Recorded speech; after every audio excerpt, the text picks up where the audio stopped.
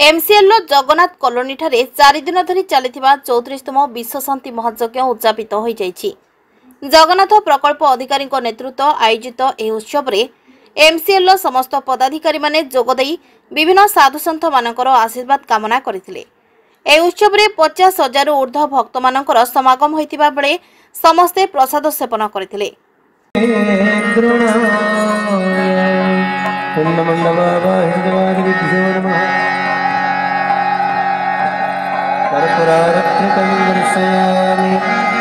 जलेन स्थलीकरणं पुष्पैः देवतादिवन्दनम् आरोग्यार्थे तमादिवन्दनम्।